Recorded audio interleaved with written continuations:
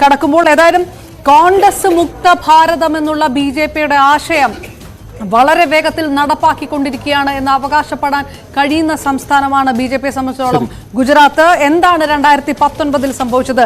International Congress 0-ൽ നിന്ന തെരഞ്ഞെടുപ്പ് ബിജെപിക്ക് 26 സീറ്റിൽ 26 സീറ്റും തൂത്തുവാരാൻ കഴിഞ്ഞ തെരഞ്ഞെടുപ്പായിരുന്നു 2019. യെസ്, അതായിരുന്നു സാഹചര്യം. കഴിഞ്ഞ തവണ ബിജെപി 62% വോട്ടുകൾ നേടിയ സംസ്ഥാനം.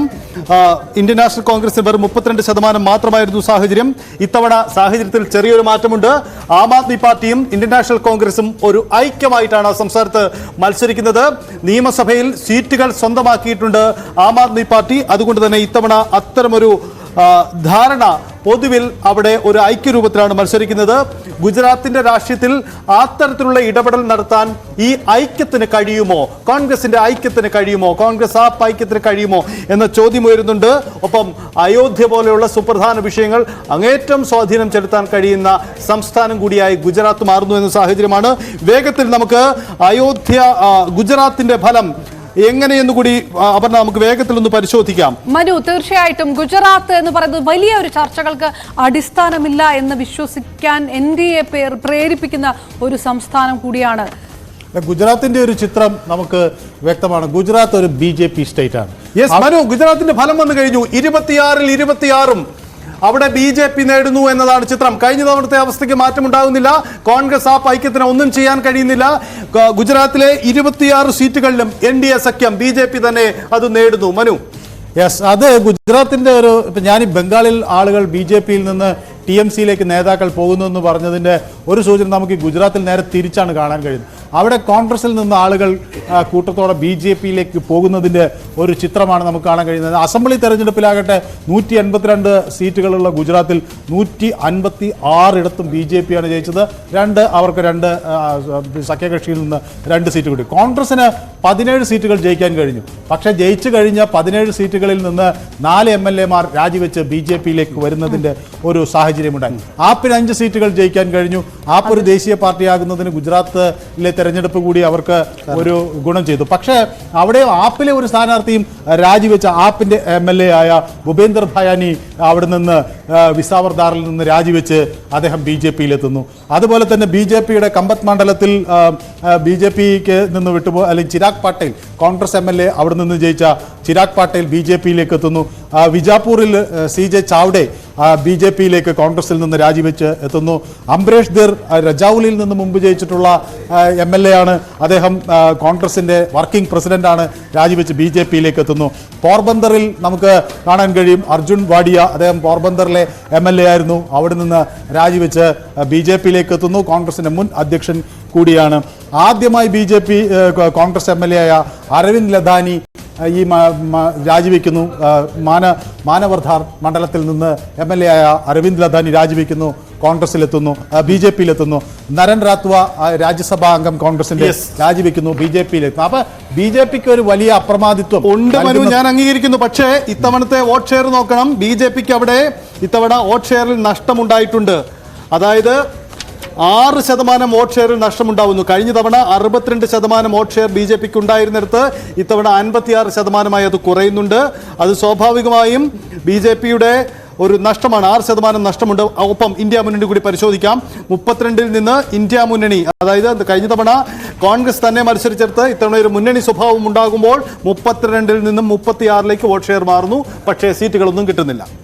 അതെ, സ്വാഭാവികമായും ഒരുപക്ഷെ ഈ ആപ്പ് അവിടെ കുറച്ചൊരു ഇൻറോഡ്സ് ഗുജറാത്തിൽ നടത്താൻ ആപ്പിന് കഴിഞ്ഞിട്ടുണ്ട്.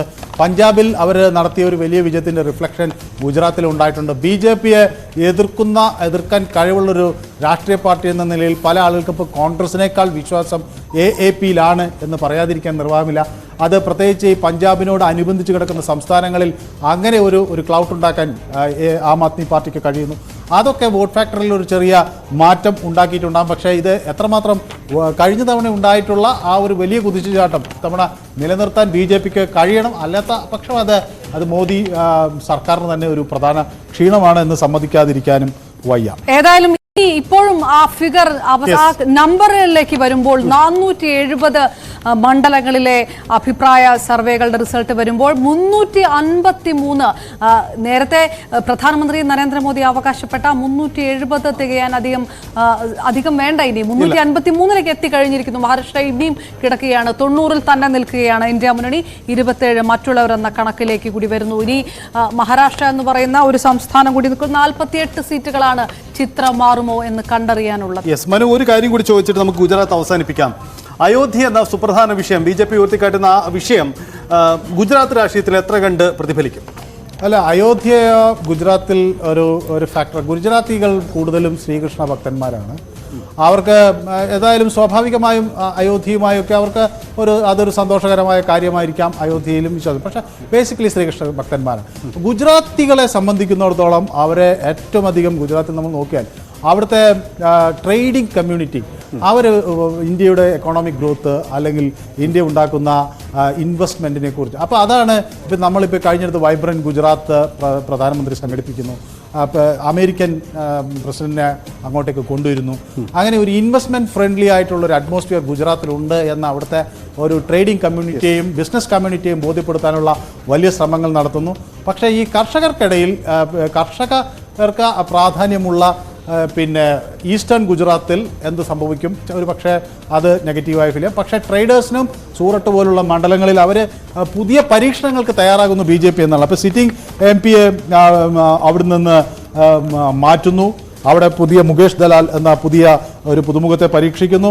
5 സിറ്റിംഗ് MPമാരെ മാറ്റി പുതിയ പരീക്ഷണത്തിന് BJP തയ്യാറാകുകയാണ്. അപ്പം പുതിയ ആളുകൾക്ക് അവസരം കൊടുക്കാൻ മാത്രം കോൺഫിഡൻസ് ഉണ്ട് എന്നുള്ള ധാരണ കൂടി അവർ വെച്ച് പുലർത്തും. പ്രതിപക്ഷം ഇല്ലാതാകുന്ന ഒരു സാഹചര്യമാണ്. BJP സംബന്ധിച്ചിടത്തോളം ഈ തരത്തിലുള്ള എല്ലാവിധ പരീക്ഷണങ്ങൾക്കും അവിടെ സ്പേസ് ഉണ്ട് എന്ന് കൂടിയാണ് ഗുജറാത്ത്. ഹിന്ദി ഹൃദയഭൂമിയിലെ ലോക്സഭാ മണ്ഡലങ്ങൾ, ഈ സംസ്ഥാനങ്ങളിലെ എല്ലാ മണ്ഡലങ്ങളിലും കൃത്യമായ ഒരു ചിത്രം കഴിഞ്ഞ തവണത്തെ ആവർത്തിക്കുന്നുണ്ട്. അതായത് നിയമസഭയിൽ എന്ത് സംഭവിച്ചാലും ലോക്സഭയിലേക്ക് ആ വോട്ടുകൾ NDA-ലേക്ക് പോകുന്നു, BJP-യിലേക്ക് പോകുന്നു എന്ന ചിത്രമുണ്ട്. അത് ആവർത്തിക്കുന്നു. മിക്ക സംസ്ഥാനങ്ങളിലും അത് ആവർത്തിക്കുന്ന ഒരു ചിത്രമാണ്. ഗുജറാത്ത് അവസാനിപ്പിക്കുന്നതിന് മുമ്പായി ഒരിക്കൽ കൂടി ദേശീയ തലത്തിലുള്ള ചിത്രം പരിശോധിക്കാം. ദേശീയ തലത്തിൽ ഇതുവരെ നമ്മൾ പറഞ്ഞത് 470 ലോക്സഭാ സീറ്റുകളുടെ അഭിപ്രായ സർവേ ഫലമാണ്. അതിൽ 353 ഇടത്തും NDA BJP-ക്കൊപ്പം നിൽക്കുന്നു എന്നതാണ്. 90 സീറ്റിൽ ഒതുങ്ങി നിൽക്കുകയാണ് ഇന്ത്യ മുന്നണി എന്ന കാര്യം കൂടി ഇതിനൊപ്പം 27 മാത്രമാണ് മറ്റുള്ളവർക്ക് ഉറപ്പാക്കാൻ കഴിഞ്ഞിരിക്കുന്നത്. ആ മാജിക് നമ്പറിലേക്ക് വളരെ പെട്ടെന്ന് കടക്കാനാകുമെന്നുള്ള ഒരു പ്രതീക്ഷ ഏത് തരത്തിലാണ് ഇപ്പോൾ ഈ അഭിപ്രായ സർവേ വരുമ്പോൾ NDA-ക്ക് ഉണ്ടാവുക, BJP-ക്ക് ഉണ്ടാവുക എന്നുള്ളൊരു ചോദ്യം.